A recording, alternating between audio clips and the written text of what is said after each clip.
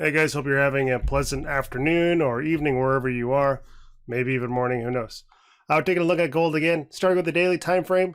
Pretty much everything that we talked about yesterday came to pass in the sense that not a lot happened. We'll make more sense of that on the 4-hour time frame, but what's important here on the daily time frame is that we didn't get a big confirmation of our low here as being that higher low, and instead we came back down and tested this area of support again. So what I'm going to do is just knock my little potential higher low here down to 1385.87 as compared to that 1386, so about $1 difference. Not a huge amount of difference there. We could pretty much guarantee, not guarantee, that's the incorrect word, we could think of that as the same area of support. So look at those two levels as almost a double bottom.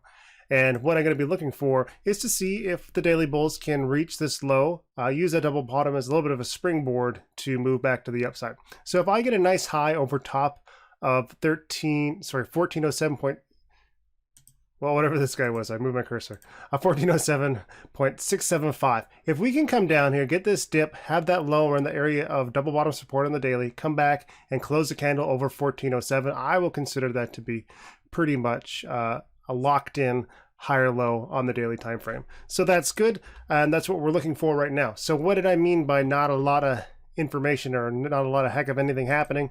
4-hour time frame, let's go take a look at that because we talked about it in a little bit of detail yesterday. Basically, we're just continuing this pattern of 4-hour lower highs and lower lows. So that means we're just trending to the downside.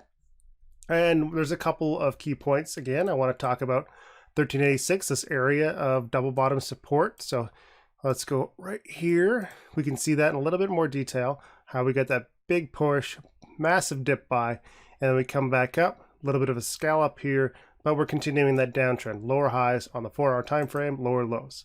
What we did talk about was this trend line containing most of the price action, and somehow we managed to get over that with a little bit of an uptick in volume. So when you're looking at a channel or a trend and you're trying to break out of it, even if it's just a pattern or a pennant or anything really, if you're coming up against resistance and you see an uptick in volume on your bullish advance that's a little bit more than you've seen previously inside that same area, that's an indication that bulls are ramping up and getting ready for a trend change. So here we can see this happening. It's much more significant than we're seeing in other attempts as they move through the channel. So here's a little bit of green, big red, a little bit of green, big red, and now we're seeing a bit of an uptick here, and possibly going to be closing over and confirming that close above that trend line. So if that is indeed the case, and I want to go back to talking about price levels here, what we're going to be looking for is that 4-hour trend change.